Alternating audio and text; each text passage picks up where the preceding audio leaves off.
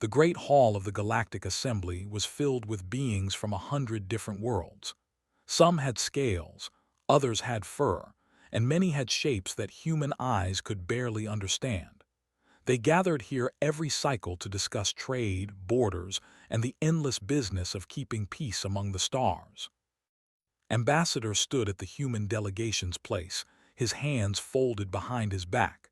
He was a tall man with hair and calm eyes that never seemed to show anger or fear. For 20 years, he had represented Earth in this chamber. He had learned patience. He had learned to smile when others insulted his people. He had learned that words were often more powerful than weapons. Today, however, would test that patience. The High Commander stood at the center of the chamber. His species looked like insects grown to the size of bears. 4 arms, black shells that gleamed under the lights, and eyes that held no warmth. They believed in one thing above all else: strength. They had conquered 40 worlds in the last century. They bowed to no one. The human colonies in the Outer Rim, the High Commander announced, his voice clicking and harsh, will now belong to the Dominion. We claim them by right of power. Murmurs filled the chamber. Several ambassadors turned to look at. The human showed no reaction. A delegate from the collective spoke up. The Outer Rim colonies are sovereign human territory. This claim violates assembly law. The High Commander made a sound like grinding stones. It was laughter. Law exists for those too weak to take what they want. They are not weak. He turned his massive head toward, and neither are humans, or so they say. Yet in 200 years among the stars, humanity has never fought a war, not once. They talk, they negotiate, they compromise. He spat the last word like poison.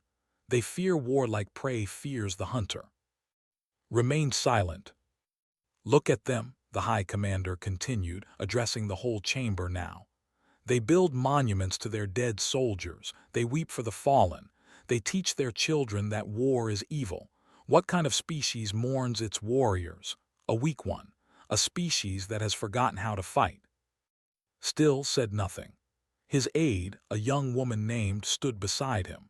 Her jaw was tight with anger, but she followed her ambassador's lead and kept quiet. We will take 3 of their colony worlds, the High Commander declared. New Station and the orbital complex. If humanity wants to negotiate, they may beg for terms. If they want to fight. Another grinding laugh. Then we will teach them what war truly means. The chamber fell silent. Every eye turned to the human delegation. This was the moment. This was when humanity would either stand or fold. Stepped forward. His movement was slow, unhurried. When he spoke, his voice was soft but clear. The Galactic Assembly has heard the Dominion's intentions, he said. Earth will respond through proper channels. We ask for 48 hours. That was all. No threats, no anger, no declaration of war. The High Commander's mandibles clicked with amusement. 48 hours to prepare your surrender. Generous of us. He turned and left the chamber, his guards following behind. As the session ended, other delegates approached with words of sympathy. Some offered to mediate. Others simply shook their heads sadly. Everyone assumed they knew what would happen. Humanity would give up the colonies. They always chose peace. But noticed something strange. As they walked back to the human embassy, hands were shaking, not with fear, not with sadness. She had worked with him long enough to recognize the emotion. It was grief. 12 hours later, a message reached Earth through the fastest communication channels humanity possessed. Within minutes, it was in the hands of Admiral Park. The Admiral was 58 years old. His hair was white, and his face carried the lines of a man who had seen too much. He had joined the United Earth Navy as a young man, back when humanity still fought wars against itself. He remembered the blood. He remembered the screams. He remembered why humanity had chosen peace when they reached the stars. He read the message 3 times. Then he closed his eyes and sat in silence for a long moment. His aide entered the room. Admiral, the Defense Council is waiting. Park opened his eyes. Tell them I'm coming, and send word to all fleet commanders. Protocol Omega is now active. The aide's face went pale. Sir, Protocol Omega hasn't been activated in 150 years. I know, the Admiral stood and straightened his uniform. I hoped it never would be again, but they have made their choice. Now we must make ours. On the far edge of human space, Captain commanded the reconnaissance vessel Starlight. She had left the diplomatic service years ago, unable to stand the endless compromises and careful words. She wanted action. She wanted to protect her people directly. Now, as she watched her sensors, she got her wish. 2,000 warships dropped out of hyperspace. They moved in perfect formation, a wall of black metal and weapons. Each ship was twice the size of anything in the human fleet. Their guns could crack planets. Their shields could withstand nuclear strikes. They were the most feared military force in the known galaxy. And they were heading straight for Nu.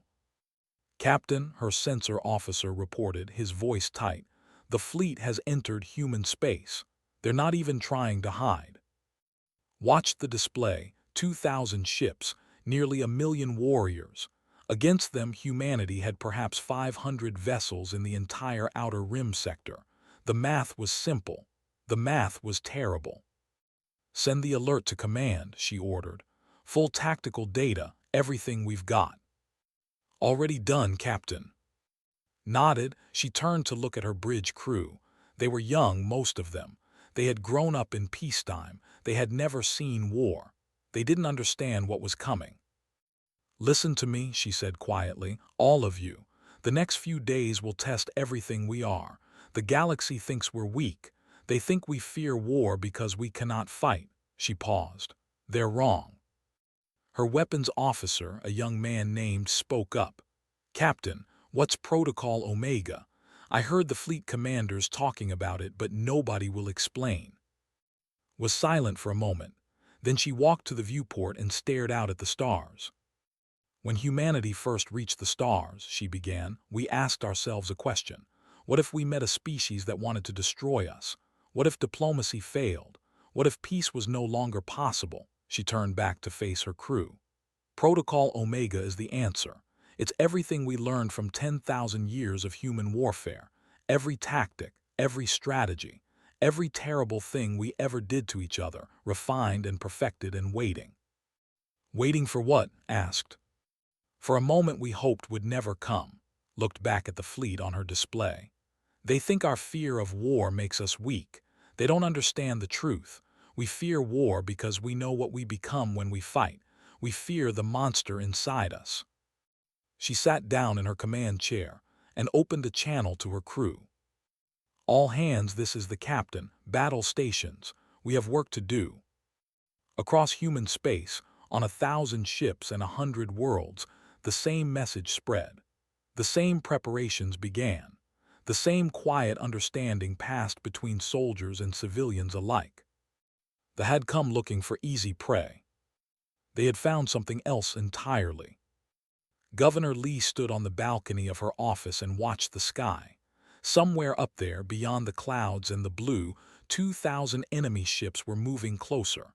By tomorrow, they would be in orbit. By the day after, they would begin their invasion. Her aides had begged her to evacuate. There were ships ready to take her to safety. She was the leader of Nu, they said. She was too important to risk. She had refused. Nu was her home. Her grandfather had been one of the first colonists, arriving on this world when the grass was wild and the cities were only dreams. Her mother had built the first hospital. Her father had died defending a settlement from raiders. 3 generations of her family were buried in the soil beneath her feet. She would not run. A knock came at her door. She turned to find General entering. He was a quiet man with cold eyes and a face that rarely showed emotion. He commanded all ground forces on Nu. In the coming days, he would command its defense. Governor, he said with a slight bow, the evacuation of civilians is proceeding. We've moved 60% of the population to the southern shelters. And the rest? Some refuse to leave their homes. Others are helping with the preparations. He paused. Many have asked for weapons. Nodded slowly. Give them weapons. Anyone who can hold a rifle and wants to fight, let them fight. Understood. Walked to stand beside her at the balcony. For a moment they watched the sky together. Governor, I should tell you something.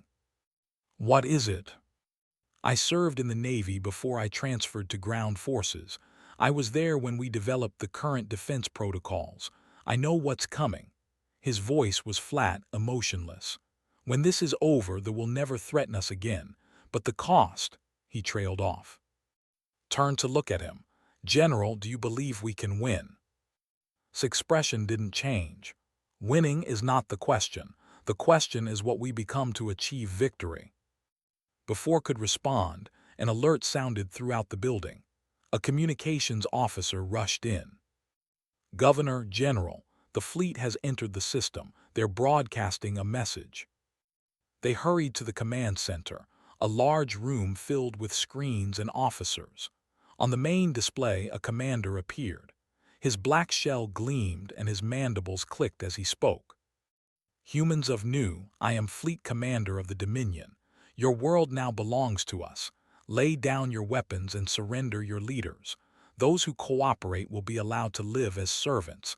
Those who resist will be destroyed. You have 6 hours. The transmission ended.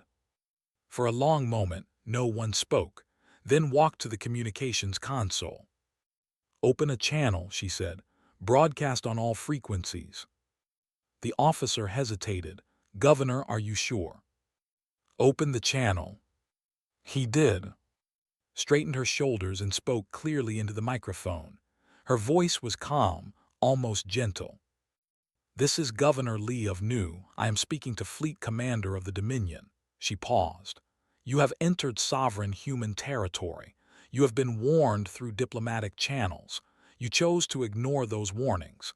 You have threatened our people with slavery and death. She took a breath. I am authorized to give you one final opportunity. You have 1 hour to withdraw your forces from human space, not 6 hours. 1. If you do not withdraw, what follows will be on your conscience, not ours. This is not a negotiation. This is not a bluff. This is a warning from one species to another. She paused again, and when she spoke next, her voice was softer. Please take this chance. Turn your ships around, go home to your families, because if you stay, many of you will die, and we will mourn you even as we kill you. That is the truth of what we are. You have 1 hour. She cut the transmission. In the command center, her officers stared at her in shock. General, however, was almost smiling. On the flagship, Fleet Commander heard the human governor's words. His officers gathered around him, waiting for his response.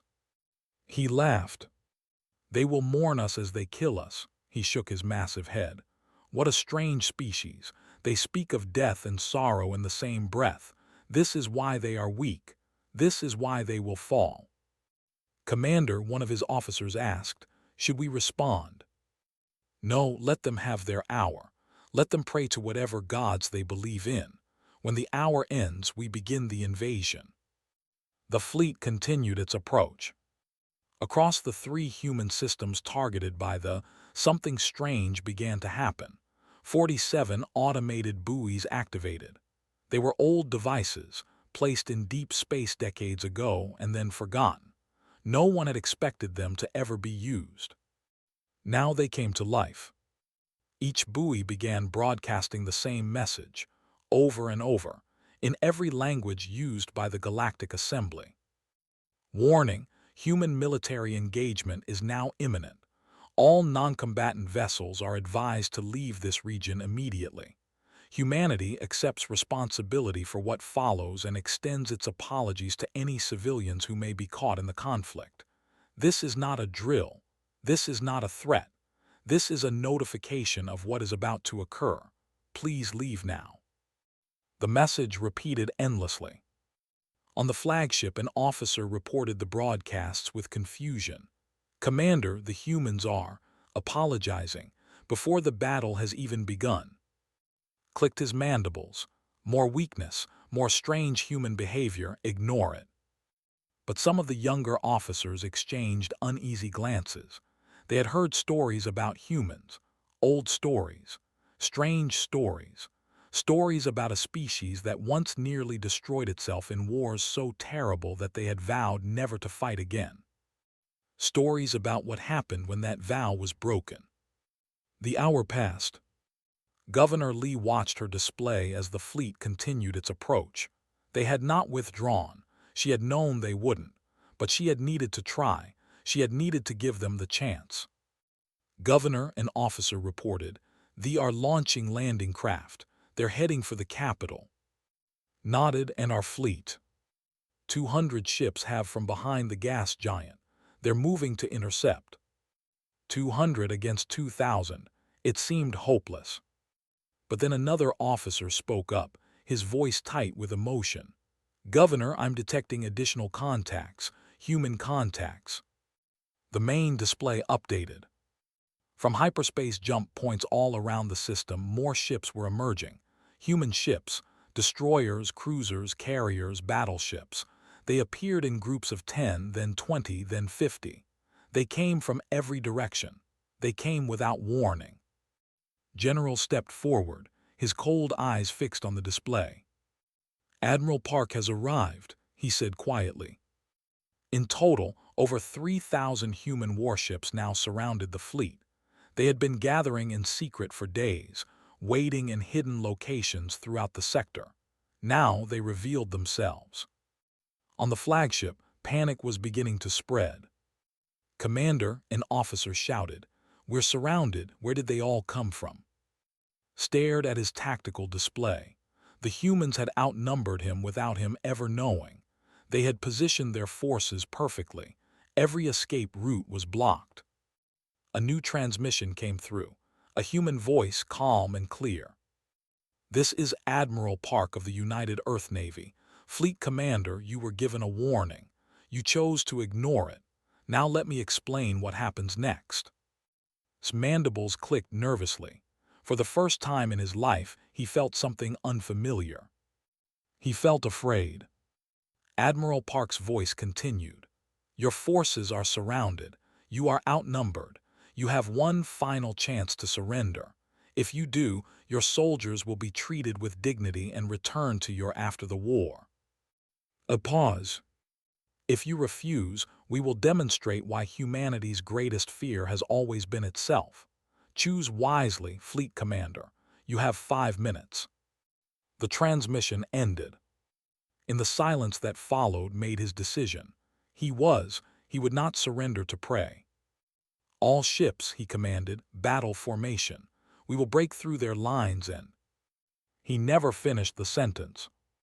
The human fleet opened fire. The first thing they noticed was the silence.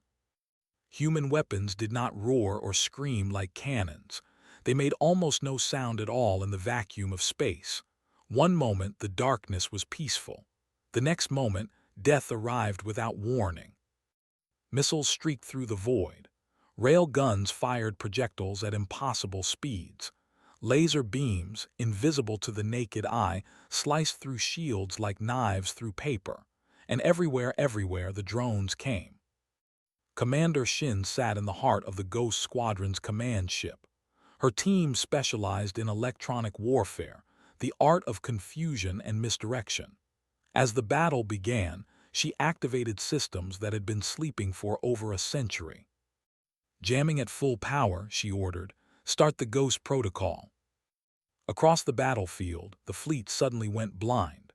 Their sensors showed human ships appearing and disappearing at random. Some targets split into 5 identical copies. Others vanished entirely, only to reappear behind the lines. The enemy's targeting systems locked onto empty space while real human ships struck from unexpected angles. Fleet Commander screamed orders at his officers. "Find their real positions. Cut through the interference." "We can't, Commander. Their jamming is too strong. We've never seen anything like this." Watched his display in horror. His beautiful fleet, 2,000 ships strong, was being torn apart. The humans weren't fighting like warriors. They weren't facing him in honorable combat. They were hunting him like predators stalking wounded prey. A group of human ships suddenly broke formation and charged directly at his center line. Gunners focused fire on them, expecting a suicide attack. But at the last moment, the ships released clouds of metallic particles that confused sensors and scattered energy weapons. While they were blinded, the real attack came from below. 3 human destroyers, running silent with all systems cold, rose up and fired directly into the engine sections of 5 battleships. The explosions were silent and beautiful and terrible. On the ground, New's capital city became a different kind of battlefield. Landing craft had managed to reach the surface before the orbital battle turned against them. 50,000 warriors stormed the streets, expecting the humans to flee or surrender. They found something else. Sergeant Major O led a squad of 12 soldiers through the ruined streets. They moved like shadows, never staying in one place, never making noise. They were larger, stronger, and better armored.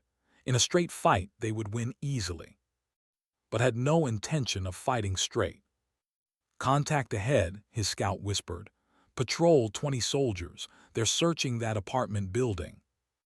Nodded, "Plant the charges. Let them go inside." The patrol entered the building, looking for civilians to capture. They found empty rooms and silence. Then the charges detonated, and the building came down on top of them.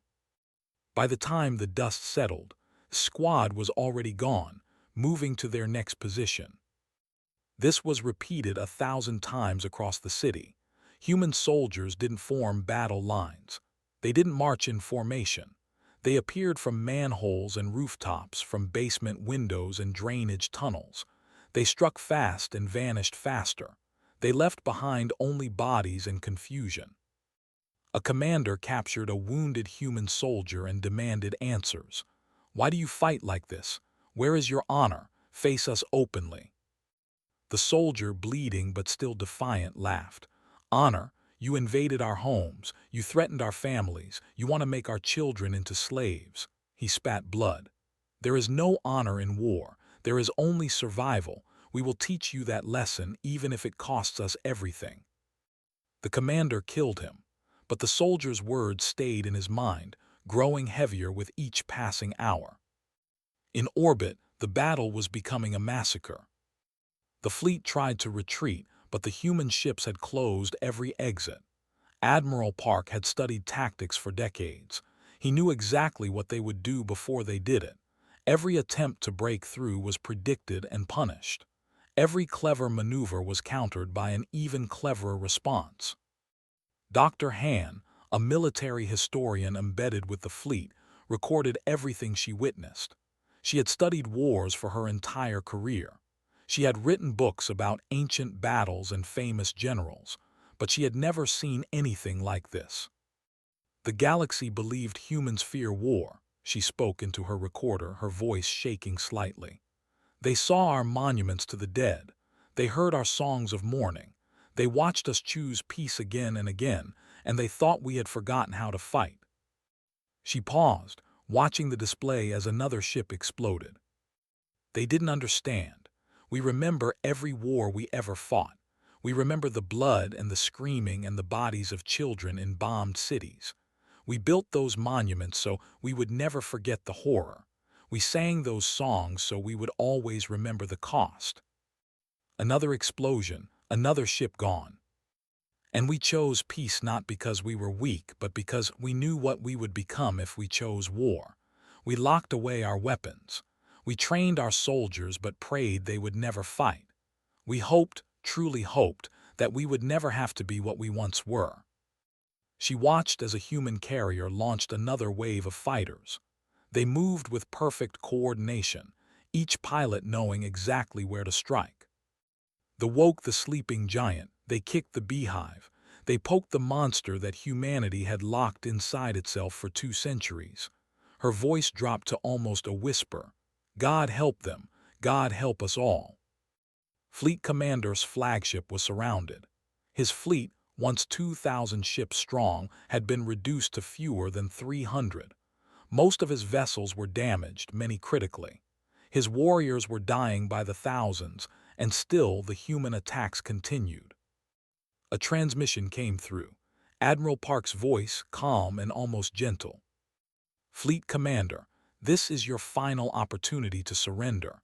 You have fought bravely, but the battle is over. Save what remains of your people. I give you my word as an officer that all prisoners will be treated humanely." Stared at his display. His hands, all four of them, trembled with exhaustion and fear. Around him, his officers waited in silence. They had entered this battle expecting easy victory. They had laughed at human warnings. They had mocked human mourning. Now they understood. Now they knew why humans mourned their dead. Because humans knew better than anyone what war truly cost. "Commander," one of his officers said quietly, "our soldiers on the ground are being slaughtered. Our fleet is destroyed. If we continue, no one will survive to tell our people what happened here." Closed his eyes. In his mind, he saw his home planet. He saw his family. He saw the generations of warriors who had come before him, who had built the Dominion through strength and conquest. What would they say if he surrendered? But then he saw something else. He saw the human soldier's face, bloodied but unafraid. He heard the man's words, "There is no honor in war. There is only survival."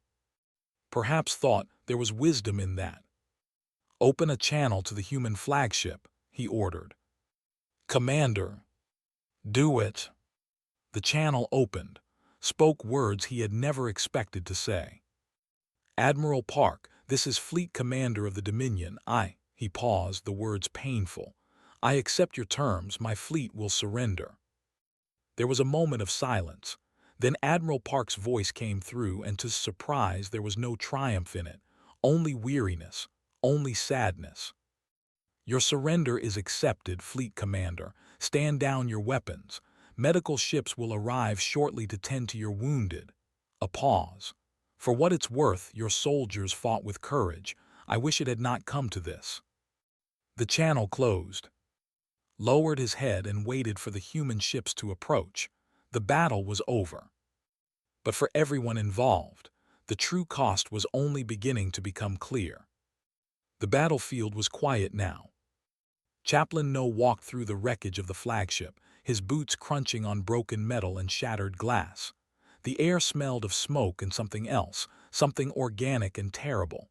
Bodies lay everywhere. Soldiers, their black shells cracked and broken. Human soldiers too, though fewer of them. He had been a military priest for 30 years. He had counseled soldiers through fear and grief and rage. He had held dying men's hands and promised them that their suffering meant something. But he had never seen anything like this. A young human soldier sat against a wall, staring at nothing. His rifle lay beside him, still warm from firing. His hands were covered in blood that was not his own. Knelt beside him. "Son, are you hurt?" The soldier didn't answer at first. Then slowly he spoke. "They just kept coming, wave after wave. I must have killed. I don't know how many. I stopped counting after 20. His voice cracked. "They have families too, don't they? They have children who will never see their fathers again." Had no easy answer. He put his hand on the soldier's shoulder. "Yes, they do." "Then how is this different from what they wanted to do to us?" "Because they chose this," said gently. "They chose to invade. They chose to threaten innocents. We gave them every chance to leave, every chance." He paused. "But that doesn't mean we celebrate what happened here. We carry it. We remember it. That's what makes us human." The soldier finally looked at him. "Chaplain, I don't feel human anymore." Helped him to his feet. "That feeling will pass. And when it does, you'll understand why we fight so hard to avoid war. Not because we're weak, because we know what it does to us." Across the fleet, similar scenes played out. Medics treated wounds. Officers counted casualties. Soldiers sat in silence, processing what they had done and what had been done to them. The final numbers came in slowly. Human casualties, 12,000 dead, 8,000 wounded. For a battle of this scale, it was remarkably low. Human tactics had focused on destroying enemy ships quickly and efficiently, minimizing prolonged engagements where casualties could mount. Casualties: 340,000 dead, 89,000 captured. Only a handful of ships had escaped to carry the news home. Admiral Park read the numbers in his command center. His aide stood nearby, waiting for orders. "Sir," the aide said carefully, "Command is requesting a statement, something for the press. The assembly is watching." Park was silent for a long moment. Then he spoke. "Tell them this: the battle is over. The threat to our colonies has been eliminated. There will be no celebration. There will be no parades. We will mourn our dead and pray that this never happens again." "That's all, sir." "That's all." Park turned away from the display. "We won, but winning a war is never something to be proud of. It's something to survive." On the surface of Nu, the fighting had ended hours ago. The landing force, cut off from retreat and surrounded by human defenders, had eventually surrendered. Those who hadn't surrendered had died. Medical officer worked in a field hospital set up in a damaged school building. His hands moved automatically, stitching wounds and administering medication. He had been awake for over 40 hours, but he couldn't stop. Too many wounded, too much to do. A nurse approached him. "Doctor, we have more incoming prisoners. Many are badly hurt." Nodded. "Bring them in." The nurse hesitated. "Doctor, some of our soldiers are unhappy. They say we shouldn't waste supplies on the enemy, not after what they did." Stopped what he was doing and looked at her. His eyes were red from exhaustion, but his voice was firm. "They are wounded, they are prisoners, they are no longer a threat." He returned to his work. "We treat them because we're not them, because if we stop being human to win, we've already lost. Bring them in." The prisoners were brought into the hospital. Some were missing limbs. Others had burns that covered half their bodies. They looked at the human doctors with fear, expecting torture or execution. Instead, they received medical care, water, food. A human nurse gently cleaned the wounds of a soldier who had killed 3 of her friends just hours before. When he tried to apologize, she simply shook her head and continued working. "Why?" the soldier asked. "Why do you help me? I am your enemy." The nurse finished wrapping his wounds before answering. "You were my enemy. Now you're just hurt, and I'm a nurse. This is what I do." She moved on to the next patient. Ensign sat in the communications center of her ship, monitoring transmissions. Her job was to track enemy communications, to find useful intelligence. But now, with the battle over, she was hearing something different. Distress calls, pleas for help from damaged ships, cries of pain from wounded soldiers. And beneath it all, the sounds of grief. An officer, his voice breaking, calling out for his brother who served on a destroyed ship. A young soldier crying for his mother as medics tried to save his life. Commanders reciting the names of the dead, their voices flat with shock. Realized with sudden clarity that these sounds were no different from human grief. The language was different, the voices were different, but the pain was the same. She had never thought of these as anything other than monsters, invaders, enemies, but listening to them now, she understood something she hadn't before. They were people too, people who had made a terrible choice and paid a terrible price.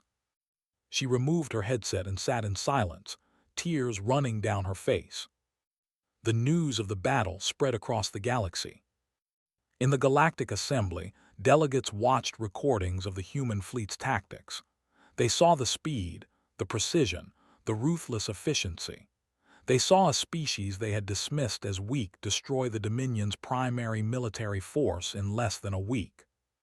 Fear spread among the member races. If humans could do this to what could they do to others? Had the galaxy been harboring a monster in its midst all along? But then they saw something else. They saw human doctors treating wounded. They saw human soldiers sharing food with prisoners. They saw Admiral Park personally visiting the captured fleet commander, not to mock him, but to offer him water and ask if his people were being treated well. They saw the memorial services, human soldiers standing in rows, heads bowed as names were read aloud. Not just human names, names too, every life lost, acknowledged, and mourned. The delegates spoke first. I don't understand. They could have destroyed the survivors. They could have bombed the into dust. Why didn't they? No one had an answer. On the surviving ships brought news of the disaster. The Dominion's government, expecting reports of victory, instead received footage of their fleet's annihilation. Panic and anger swept through the population. Some called for revenge. Others, having seen the full power of humanity's military, called for peace at any cost. In the end, the moderates won. They sent a message to Earth requesting negotiations. They agreed to withdraw all claims to human territory. They agreed to pay reparations. They agreed to never threaten humanity again. Admiral Park, now the most famous human in the galaxy, gave one final interview before retiring from active service. "They call me a hero," he said, his voice weary. "But I'm not. Heroes save lives. I took them, hundreds of thousands of them." He paused. "Don't celebrate what we did. Don't make songs about it. Don't build statues. Just remember it. Remember the cost. And do everything in your power to make sure it never happens again." He walked away from the cameras. On New, Governor Lee stood in the ruins of her city's main square. Around her, construction crews were already beginning repairs. The sounds of hammers and machinery filled the air.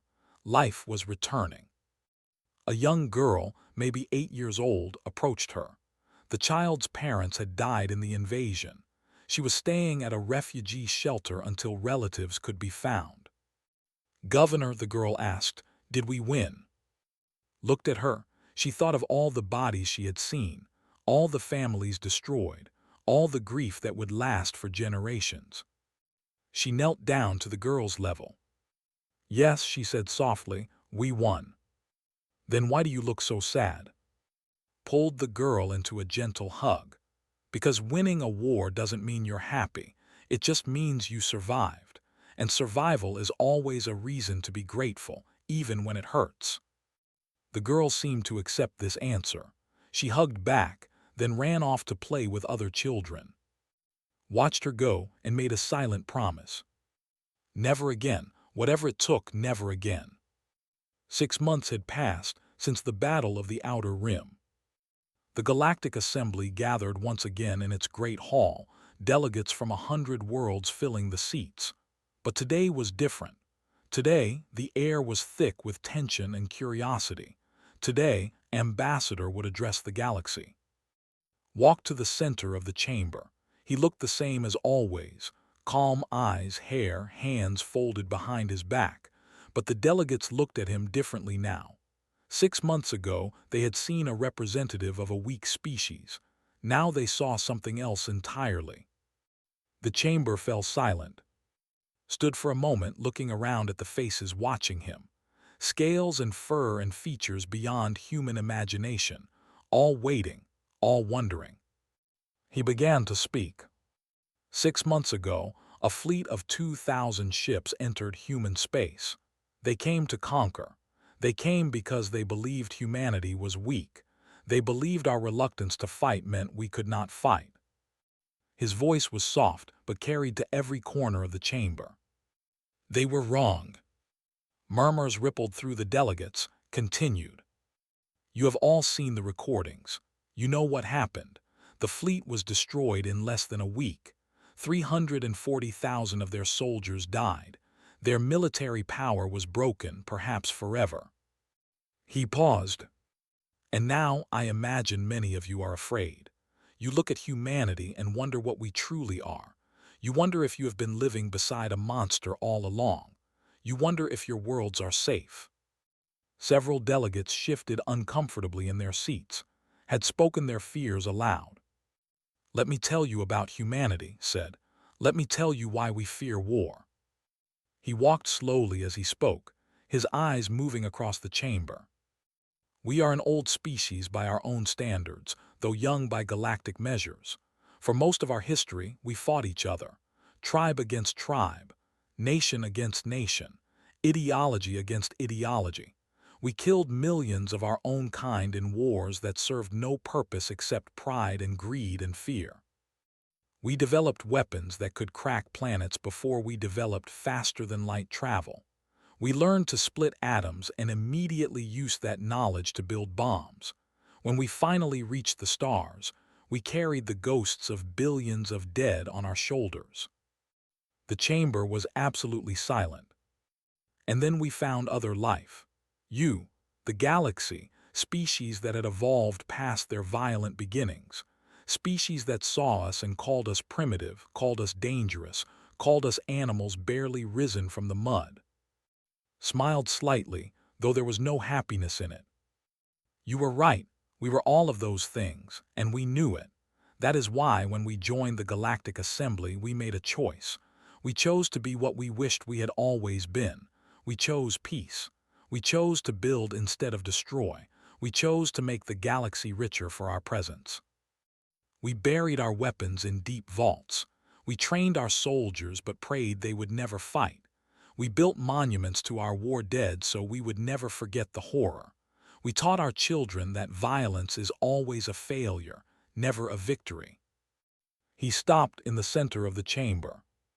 But make no mistake, the warrior never died. We simply put them to sleep. We locked the monster inside us behind a door of conscience and reason and hope. His voice grew harder. They opened that door. Several delegates flinched. Consider this your only warning, all of you, every species in this chamber. Humanity chooses peace because we want to be peaceful, because we believe in a better future, because we carry the weight of our ancestors' sins and refuse to add to them. But if you threaten our homes, our families, our children, we will respond. And we will not stop until the threat is eliminated, not because we enjoy war, not because we glorify violence, but because we understand, better than any species in this galaxy, what is at stake when civilizations fall. He looked around the chamber one final time. You asked why humans fear war. Now you know, we fear it because we are very, very good at it, and we hate what we become when we fight. Let the monster sleep, for everyone's sake. He returned to his delegation's place. The chamber remained silent for a long moment.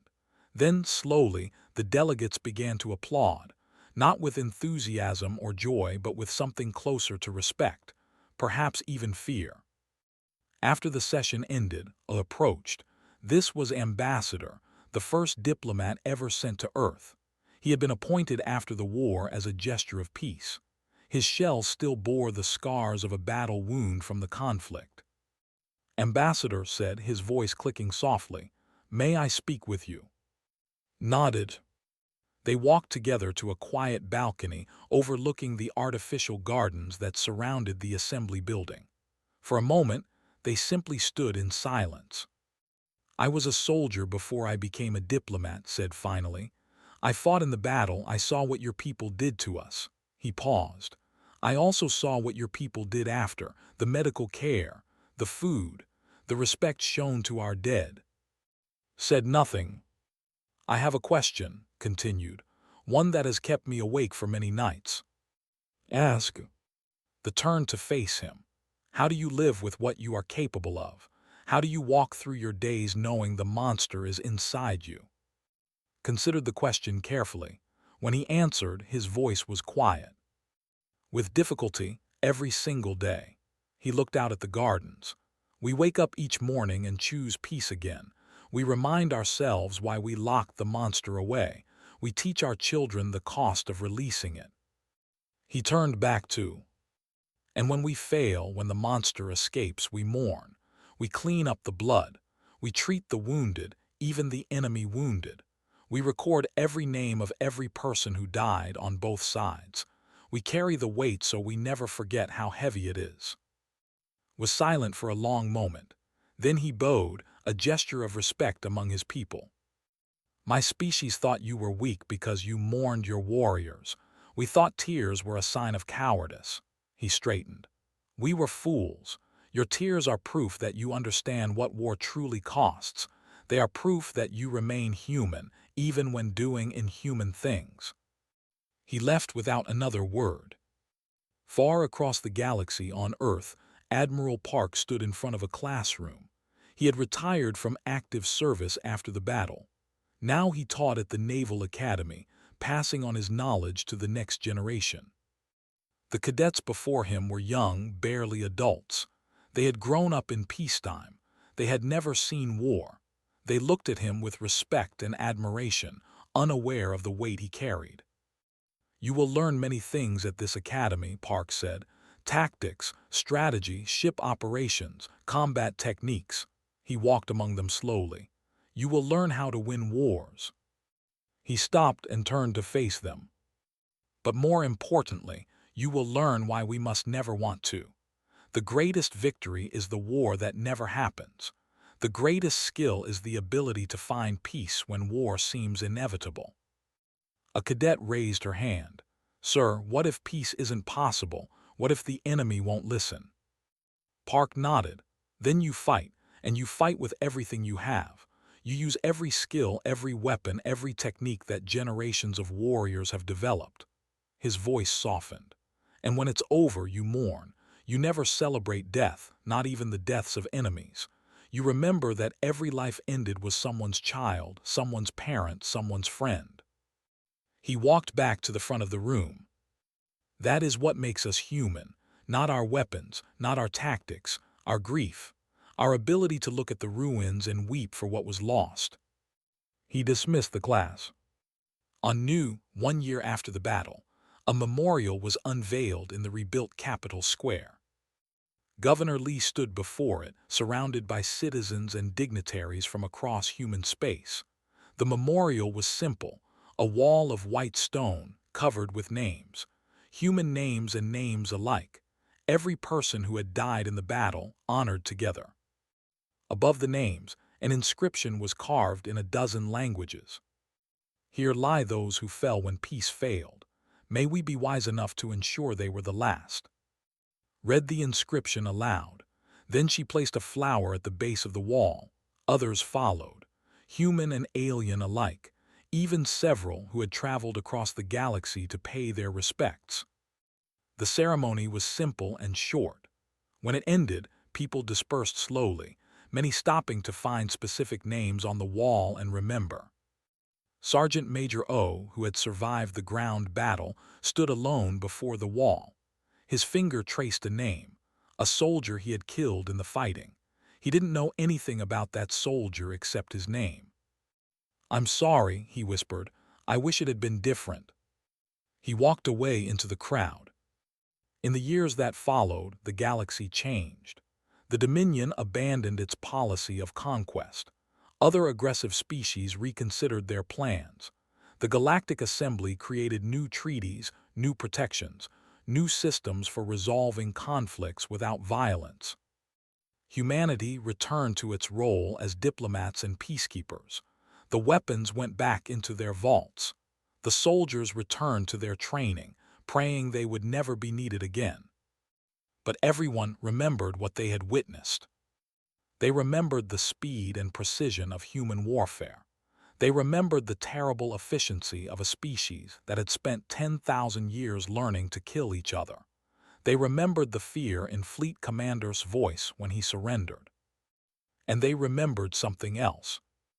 They remembered the human doctors treating wounded, the human soldiers weeping over fallen enemies, the memorial walls that honored all deaths equally. They remembered that humans mourned their wars instead of celebrating them. And slowly, gradually, they began to understand. Humanity didn't fear war because they were weak. They feared war because they remembered what they were. And that memory, that grief, that determination to choose peace even when war was possible, was the strongest weapon of all. In the end, the galaxy learned to respect not just human power, but human wisdom. The wisdom to lock the monster away. The wisdom to choose a better path. The wisdom to carry the weight of the past so the future might be lighter. And somewhere in a small apartment on Earth, An old man sat by a window and watched the sun set. Ambassador, now retired, sipped tea and thought about all he had seen.